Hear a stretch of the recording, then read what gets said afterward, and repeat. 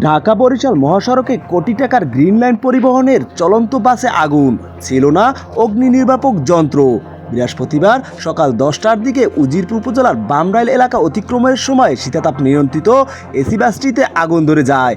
বাসটিতে তখন 15 থেকে 20 জন যাত্রী ছিলেন, তবে এই ঘটনায় তারা কেউ হতাহত হয়নি। এ সময় গাড়ির ইঞ্জিনের দিক থেকে আগুনের সূত্রপাত হয় এবং দ্রুত সময় তা পুরো বাসে ছড়িয়ে পড়ে। যাত্রীরা বলেন, তারপরে স্প্রে মারা হয়েছে। স্প্রে মারার পরে দেখা যাচ্ছে যে তাও ধোঁয়া ভিতরে ছড়াই যাচ্ছে। তারপরে ড্রাইভার সাহেব বললো যেহেতু ধোঁয়া ছড়াই যাচ্ছে তাহলে সাইড করি, গাড়িটা সাইড করার বিষয়টা পর্যবেক্ষণ করি। তখন উনি গাড়ি সাইড করছে। সাইড করার পরে যখন ওই যে উনি ব্যাটারি বক্স যেটা আছে সামনে, তো ব্যাটারি বক্স সামনে থাকে, ব্যাটারি বক্স যখন উঠেছে তখন দেখে যে আগুন লেগে গেছে। হ্যাঁ, আগুনের মনে করেন যে ফুলকি মাত্র ধরতেছে। তারপরে বলছিল না গাড়িতে আগুন নির্বাপন যন্ত্র, ওইটা তো মনে করেন যে ওটা তো ছিল না, ইয়াতে কিছু নাই। হ্যাঁ, অনেকগুলা গাড়িতে থাকে, অনেকগুলা গাড়িতে ছিল না।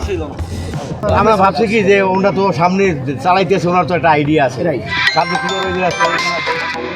বলা হয়েছে, ওনারা বলতেছে যে বাইরে থেকে গন্ধ আসতেছে, গাড়ি কিছু না। তখন দেখা যায় যে বেশি গন্ধ আসতেছে, তখন ওরা গাড়ি থামাই নামছে, এই জায়গায় থামাইছে। হ্যাঁ, এই জায়গায় থামাইছে।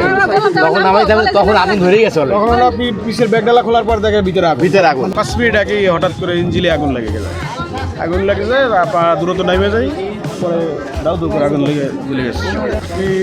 15-20 জনের মতো ছিল।